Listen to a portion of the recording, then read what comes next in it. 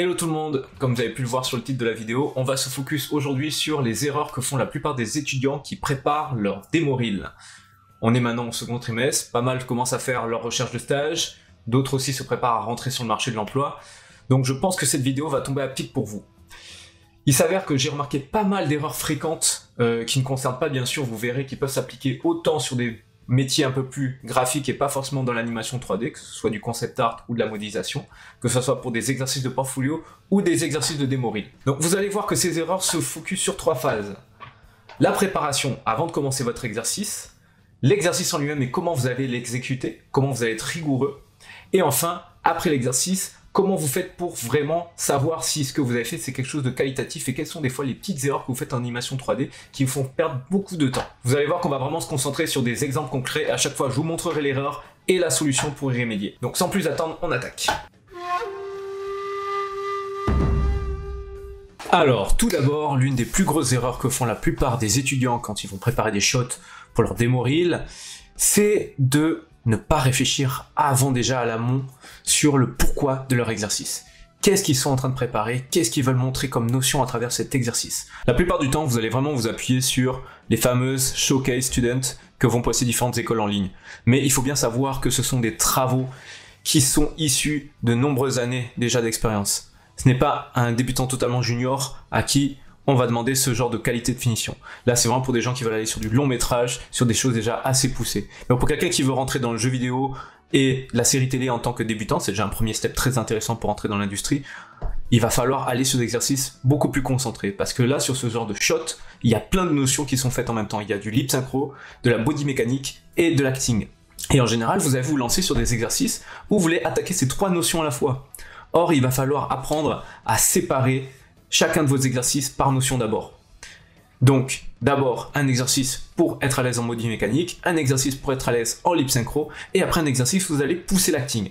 Et vous pourrez après combiner les 3. Et ne faites pas l'erreur de ne partir que sur un seul exercice pour maîtriser une notion. Il va falloir que vous preniez un premier exercice d'échauffement pour appréhender un peu mieux la notion, et ensuite vous pourrez faire un deuxième exercice, voire même un troisième, où vous allez pouvoir vraiment vous sentir de plus en plus à l'aise.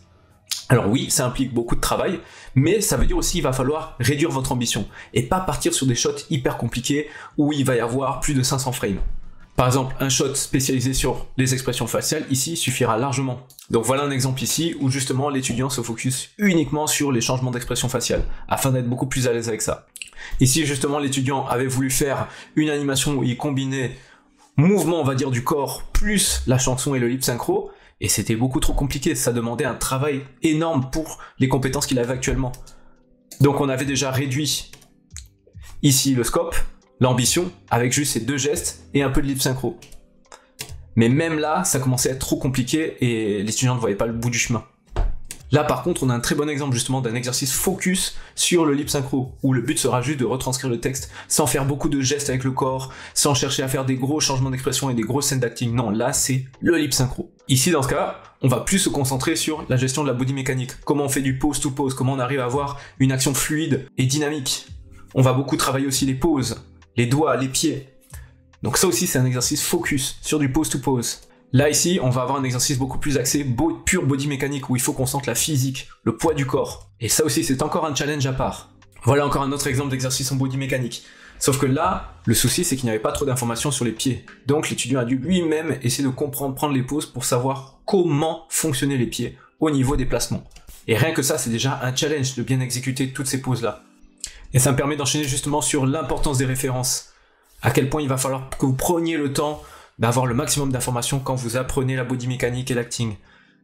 Un logiciel justement, enfin un logiciel, c'est l'application comme SceneSketch est vraiment utile pour ça, où vous allez vraiment pouvoir faire des annotations et analyser pose par pose, parce qu'il ne faut pas oublier qu'une animation c'est un enchaînement de poses, donc il faut déjà que les premières poses que vous allez faire soient nickel, qu'elles fonctionnent très très bien. Donc vraiment ne négligez pas le temps que vous allez prendre déjà à chercher des bonnes références. Ça peut être des extraits de gameplay, ça peut être aussi tout simplement des extraits d'une vidéo que vous avez vue, d'un film, d'une série. Ne cherchez pas que sur Google Images ou sur Google Vidéo. Allez vraiment fouiller. Là par exemple, je demandais un combo d'attaque pour mes étudiants à réaliser. Ben voilà, on a fouillé, on a cherché par exemple gameplay par rapport à un jeu de Metal Gear Solid qui s'appelle du coup Revengeance. Et à la fin, on commence à avoir déjà un résultat qui est vraiment satisfaisant. Pourquoi? Parce qu'il était guidé par ses références.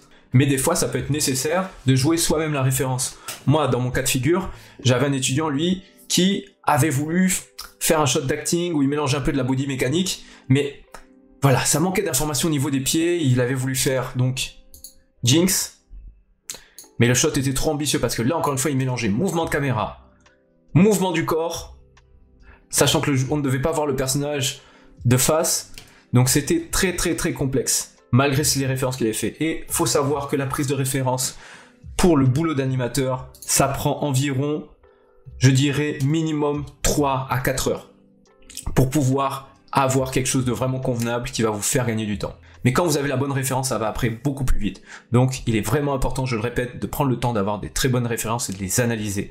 Attention aussi du coup à pouvoir intégrer votre référence directement dans Maya. Et bien sûr, si par exemple c'est une vidéo, quand vous allez l'importer, assurez-vous qu'elle soit au même ratio d'FPS que votre animation dans Maya, donc 24 fps et 24 fps par exemple. Donc ça peut être du 30 ou du 60. Mais ne faites pas cette erreur, sinon là pareil, vous aurez des soucis de timing. Après, il peut arriver aussi que vous n'ayez pas la référence parfaite, ni les compétences pour réaliser la référence parfaite. Et là, il va falloir combiner, donc là je vais vous le montrer ici, plusieurs références. Donc par exemple celle-là pour le personnage qui court au début et qui va faire un changement d'appui. Il y avait celle-là pour le mouvement principal. Donc vous voyez, on peut combiner plusieurs choses à la fois. On est même allé voir comment aussi Genji court, quelle est sa pose lorsqu'il court et son timing dans Overwatch. Vraiment, j'insiste encore, mais prenez le temps d'avoir une bonne référence ou des bonnes références, quitte à vous filmer vous-même. En parlant aussi de préparer son travail, pensez aussi à activer votre autosave, donc toujours ici dans les préférences, dans File Project, ayez toujours votre autosave d'activer avec un dossier spécifique où iront toutes vos autosaves. Pensez aussi à utiliser des raccourcis, donc ça j'en ai parlé déjà dans des vidéos précédentes, qui vont vous permettre de gagner du temps, comme par exemple passer d'une clé à l'autre rapidement avec les flèches, couper et copier-coller des clés avec juste le clavier. Donc moi par exemple je le fais avec Shift C et Shift V, je peux les supprimer ou les couper et les coller. Donc ça c'est super pratique comme raccourci, parce que c'est une fonction que vous allez faire souvent. Donc comme c'est quelque chose que vous allez faire souvent, il faut pouvoir le faire rapidement. Donc pensez bien aux raccourcis s'il vous plaît, c'est super important, ça vous fera gagner du temps.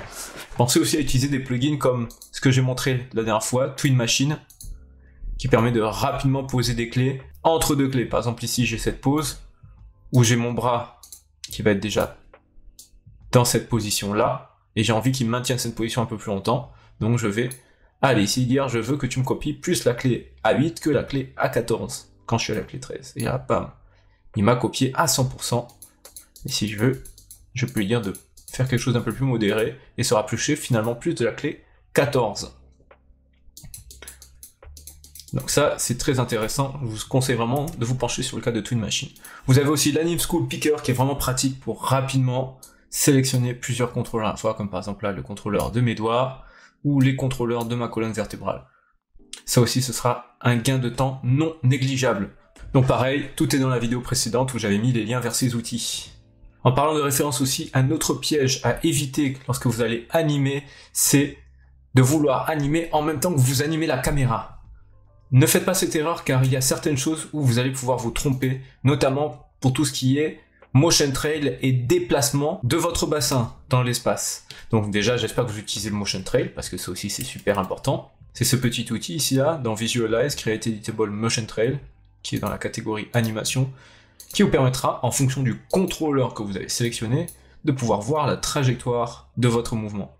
Et ça c'est super important. Donc dans ce cas de figure ici, on voit qu'on a des soucis, vous voyez, de spacing. Pourquoi? Parce qu'en fait il a animé en même temps la caméra et donc il voyait pas les problèmes de trajectoire qu'il avait.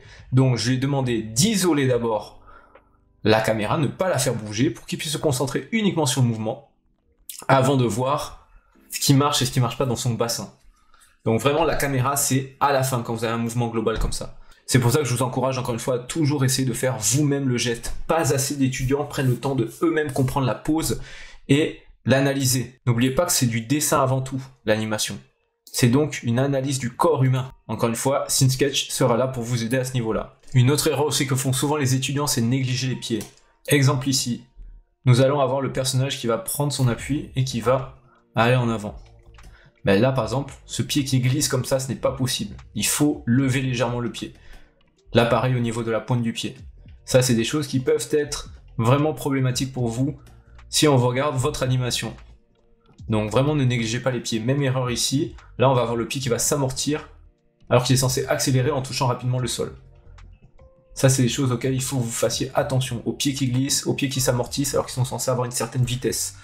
Il va y en avoir de même pour les mains. Les mains sont trop souvent négligées. Là par exemple, ce qui est bien c'est que j'avais fait une retech à mon étudiant pour qu'il ici anime bien en fait la main qui prend appui lorsque le personnage transfère son poids sur la main gauche de l'écran. Et souvent ça c'est quelque chose qui est négligé.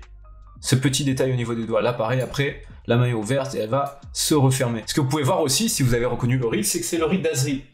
Il faut aussi quand vous préparez votre travail, pensez à toujours vous réapproprier le rig. Ici par exemple on a enlevé les cheveux, on a enlevé son pantio, on a colorisé ses mains en vert pour qu'elles soient plus lisibles parce qu'elles sont de base marron. Donc ça aussi c'est quelque chose qui est très important, que si vous appreniez à vous réapproprier les rigs pour qu'ils soient plus simples d'utilisation en fonction de l'exercice que vous voulez faire. C'est ça aussi un pro, c'est quelqu'un qui sait adapter son environnement de travail par rapport aux outils qu'il a. De même le challenge ici qu'il y avait, que font souvent aussi comme erreur les étudiants, ça va être le switch IK-FK. Dans ce cas de figure par exemple, ici, le plus intéressant est d'être en IK pour ce coude ici. Pourquoi? Parce qu'il va falloir pouvoir gérer indépendamment le coude du haut du corps. Et souvent, il y a une confusion qui se fait au niveau du switch IK-FK. Et quand utiliser IK, quand utiliser le FK. Là par exemple, ici, on va passer en une frame, ici, en FK. Comme ça, dès que le corps va bouger maintenant, le bras suivra automatiquement, il n'a plus besoin d'être en appui quelque part. Donc soyez aussi intelligent à ce niveau-là. Ça pareil, je vais montrer l'exemple dans la vidéo précédente où je voyais comment l'appliquer aussi sur les jambes. Car un mode adapté, que ce soit IK et FK, vous fera aussi gagner du temps. Pensez aussi à switcher entre les différents types de référents au niveau des axes. C'est-à-dire qu'on peut être en mode Object ou en mode World, selon la rotation que l'on veut faire. Par exemple, dans ce cas de figure, si je veux déplacer mon pied, de base je peux être en Object, et s'il est dans cette direction, je serai orienté comme ça. Mais peut-être que pour moi, c'est plus simple d'être en World pour le déplacer facilement. Donc, pensez toujours à pouvoir switch entre les deux modes aussi, voire même le mode Gimbal pour les rotations, qui permettra vraiment de voir comment vont s'agencer les différents axes. Et éventuellement, éviter ce qu'on appelle un Gimbal Lock, c'est-à-dire, voilà, vous voyez, quand deux axes vont se croiser, eh bien, ça va faire en sorte que Maya s'en mêle les pinceaux. Et pour ça, je vous force vraiment à utiliser ce qu'on appelle le layer filter quand vous avez vos rotations qui vont faire n'importe quoi. Et donc quand vous avez des soucis de rotation, pensez toujours à prendre le contrôleur qui ne va pas, à aller dans Curves, et ici, dans votre graph editor, vous avez layer filter qui permettra de corriger la plupart de vos soucis de rotation quand vous allez avoir ce qu'on appelle un gimbal lock. C'est pour ça que souvent on recommande d'être en mode gimbal quand on fait des rotations. Après, moi j'utilise aussi des fois très bien le mode objet. Attention aussi quand vous allez déplacer vos clés. Souvent je vois les étudiants qui vont sélectionner des clés et qui vont vouloir les déplacer, ok? Mais quand ils vont les déplacer, eh bien eux, ils vont pas cliquer sur les deux flèches du milieu, ils vont des fois cliquer sur les flèches des extrêmes. Et le problème de cette technique, c'est que quand vous allez déplacer, après vous ne serez plus sur des frames entières. Vous voyez, vous serez sur des 23,24, 20,96, etc. Et pour supprimer des clés ou les manipuler, ce sera plus embêtant. Donc pensez toujours à les sélectionner. Et si vous avez fait exprès de réduire l'espace entre les frames, faire un clic droit, snap, afin que toutes vos clés restent sur des frames entières. Comme vous voyez, même là c'est pas infaillible, j'ai quand même des erreurs. Et du coup, il est des fois obligatoire d'aller voir ce qui se passe sur le graph editor. Et là par exemple, voilà, je vais devoir déplacer en faisant Shift, clic molette, hop, et réaligner comme il faut mes clés. Donc attention à ce genre de petites bêtises qui peuvent vous faire perdre un temps incroyable. Je vous conseille aussi, avant de faire un copier-coller de pose, de vraiment vous assurer que vous avez, entre guillemets, verrouillé votre pose, c'est-à-dire en ayant sélectionné tous les contrôleurs. Alors pareil, vous avez normalement ici votre petit piqueur, et je vous encourage encore une fois à l'utiliser pour gagner du temps, afin de facilement... Alors, le piqueur est bien sûr à créer selon le rig que vous avez, à moins que vous trouviez déjà un piqueur tout prêt sur internet, selon le rig que vous avez, mais sinon vous devrez le créer. Et c'est pour ça qu'il est intéressant, une fois que vous avez pris un rig, de le réutiliser pour plusieurs shots. Comme ça, vous n'avez pas besoin de récréer à chaque fois un piqueur en fonction du rig. Apprenez aussi à maîtriser un rig que vous sélectionnez sur au moins 3-4 exercices. Et donc ici, moi, avant de copier cette pose, je vais faire un S, ok, un set key, afin de verrouiller ma pose. Comme ça, lorsque je copierai, il me prendra bien toutes les informations de toutes mes clés. Et il me verrouillera la pose. Comme ça, il n'y a rien qui va bouger. Même si, bien sûr, des fois, en fonction de l'axe de vos tangentes, vous pouvez avoir un problème ici entre les deux. Donc vous ferez un petit coup d'autotangente ici pour vous assurer qu'il n'y ait pas d'interpolation entre vos deux poses collées. Et en parlant de pose, essayez toujours de vous demander si vous pouvez pas pousser des fois certains éléments de votre pose un peu plus loin pour la rendre plus dynamique. Ce sera toujours plus intéressant et ce sera aussi le travail d'un animateur de trouver à chaque fois des poses qui ont vraiment de la pile, comme on dit, du charisme. Donc n'oubliez pas bêtement la référence. Surtout quand vous prenez des références issues par exemple du milieu du jeu vidéo. Car le jeu vidéo, lui, c'est des mélanges d'une animation à l'autre. C'est pas une animation fluide qui va respecter tout le temps la physique. Parce que lorsqu'on appuie sur une touche, on va avoir besoin que l'animation se lance rapidement. Donc attention à ça aussi. Quand vous copiez une animation, regardez bien si au niveau des pieds tout fonctionne bien sur votre référence, et si c'est pas le cas, c'est de votre devoir de faire en sorte que l'animation fonctionne bien. Vous devez être critique là-dessus. Par exemple, dans ce cas de figure, où Nathan Drake saute, on sent qu'il y a un manque d'inertie. Et on va avoir les pieds qui glissent vers le bas. Donc, nous, si on s'en sert, on va corriger ça. On va faire plus d'inertie. Pareil ici, où je vais avoir des changements d'appui qui vont être des fois soudains et je vais avoir mes pieds qui glissent. Si on regarde bien image par image, sur Kingdom Hearts, vous voyez, j'ai un changement d'appui soudain des pieds. Ça, c'est parce qu'il y a un blend d'animation, il y a un mélange d'une animation à l'autre. Mais vous, si vous voulez faire quelque chose de propre, il ne faudra pas le copier bêtement. Il faudra vraiment aller manuellement faire quelque chose qui fonctionne au niveau du changement de pied, en rajoutant peut-être des clés d'animation pour que le mouvement soit plus fluide. Mais voilà, faites bien attention à ça quand vous faites une démo reel d'animation. Soyez propre et ne copiez pas bêtement sans réfléchir votre animation, sous peine de répéter des fautes et montrer que vous n'êtes pas capable d'évaluer la pertinence de votre référence. Vous pourrez voir pour cette animation la référence que j'ai prise justement avec ce petit enchaînement de coups et à quel point j'ai des fois poussé plus loin l'animation, la pose par rapport à la référence. Mais je suis parti d'une référence malgré tout, et cette fois j'ai préféré le faire moi-même pour mieux comprendre les mouvements. De même, pensez toujours que tout est connecté lorsque vous bougez un membre. Si par exemple, vous bougez votre bras, il n'y a pas que le bras qui va bouger, il va y avoir aussi l'épaule qui va accompagner. Et au bout d'un moment aussi, le torse peut être influencé par ce mouvement du bras, parce que le bras a un poids, et que tout est connecté. De même, lorsque vous tournez votre bassin, il peut y arriver aussi que du coup, vos genoux suivent légèrement le mouvement. Mais attention à ne pas dépasser un certain angle, sinon votre personnage va se faire des ligaments croisés. Donc c'est pour ça qu'au bout d'un moment, quand on va tourner, vous voyez ici par exemple quand je donne mon coup, mon bassin va tourner, il va emporter mon genou, mais pour pas me casser le ligament, je vais avoir du coup mon pied qui va tourner lui aussi. Donc ça c'est important de toujours tout connecter quand vous faites vos pauses. Comprenez vraiment les limites du corps, et pour ça, il faut le faire soi-même. Il n'y a pas de secret. Donc voilà vraiment pour les principales erreurs que je vois quand il y a une animation. Donc on a vu avant l'animation, pendant l'animation. Il y a aussi des fois des petites erreurs d'inattention, comme par exemple lorsque vous êtes sur votre graphe, et que vous allez appuyer sur la touche H. Et là, vous ne pouvez plus rien modifier.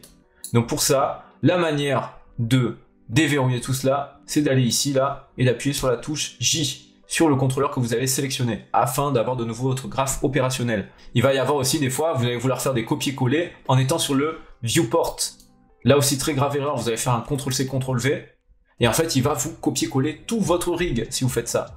Vous voyez, là, il m'a créé un groupe, et donc vous allez vous retrouver avec deux rigs sur la même scène. Ça alourdit votre scène pour rien, donc attention au CTRL-C, CTRL-V. Faites bien un SHIFT-C, SHIFT-V pour les copier-coller dans vos raccourcis. Et ça se fait uniquement sur votre timeline. Donc vous pouvez aussi le faire sur le Graph Editor, le CTRL-C, CTRL-V, mais je vous conseille vraiment de le faire plutôt sur la timeline. Ça évitera des erreurs comme ça où vous allez dupliquer des objets dans votre scène. Et du coup, l'alourdir. Pensez aussi à décocher ce petit symbole qui va en fait à chaque fois faire en sorte d'alourdir les calculs de votre ordinateur, car il va vous faire ce qu'on appelle un cache. Donc il suffit tout simplement de laisser votre curseur sur ce contrôle, sur cette option, et il va vous afficher la description. Donc cette petite icône a tendance à vous faire un cache en fait qui va tout le temps précalculer votre Play Blast avant même que vous l'ayez lancé. Donc attention à ça s'il vous plaît. Ça va vraiment vous sauver la vie. Il peut y arriver aussi des fois que vous perdiez des fenêtres. Donc pour cela, pareil, il suffit d'aller dans Windows et vous allez avoir UI Element. Et donc faites en sorte que tout soit bien coché ici. Vous pouvez même cliquer sur Restore UI Element pour avoir tout ce qui vous manquait. Vous avez aussi bien sûr là les workspace par défaut. Vous pouvez reset le workspace afin de retrouver tous les éléments de votre fenêtre. Donc voilà, ça aussi c'est les petites choses qui font perdre du temps, qui sont importantes à régler. Et donc la dernière chose, c'est quand vous avez un cycle d'animation, souvent vos cycles ne fonctionnent pas parfaitement car au niveau de vos tangentes, il va y avoir des petits soucis. Par exemple ici, vous voyez, je vais avoir ma tangente qui est censée normalement continuer dans le sens de ma courbe, c'est-à-dire à monter. Donc là, je vois que j'ai des soucis, j'appuie ici sur ce petit curseur là, donc pas l'autotangente, là, mais bien celui-là à côté, et il va faire en sorte que mes tangentes s'alignent par rapport à l'orientation de ma courbe. Ici aussi, je vois que j'ai un petit souci de tangente. Donc ça va faire vraiment partie du polish, hein, mais c'est ça qui fera que vous ayez un cycle d'animation vraiment aux petits oignons. Donc voilà, attention aussi aux tangentes. Donc voilà pour la plupart des erreurs que j'ai pu voir qui étaient assez fréquentes. J'ai bien sûr essayé de résumer, il y en a bien d'autres aussi, mais je vous encourage justement en commentaire à me dire s'il y a d'autres problématiques que vous aimeriez bien que je vous aide à résoudre. En attendant, si on essaye de résumer un peu tout ce qui a été dit, on se rend compte que souvent, il va falloir vraiment que vous preniez le temps de préparer votre travail parce que vous rushez trop dans l'action et vous allez plutôt faire confiance à votre imaginaire plutôt que vouloir créer et améliorer à partir de références. Prenez plus de temps pour faire vos références, s'il vous plaît. Vous allez vraiment gagner en qualité de travail. Après aussi, par rapport aux exercices, faites bien attention à attaquer notion par notion. C'est comme en musculation. On va jamais faire un exercice ultra complet si déjà on a des faiblesses sur certains muscles. On va d'abord renforcer les muscles pour ensuite aller sur des exercices beaucoup plus complets. Avant de partir sur de l'ambitieux, maîtrisez d'abord les bases et faites de petits exercices. Pendant que vous allez travailler, vraiment analysez, faites-vous vous-même les pauses, comprenez le mouvement que vous êtes en train de faire et regardez étape par étape.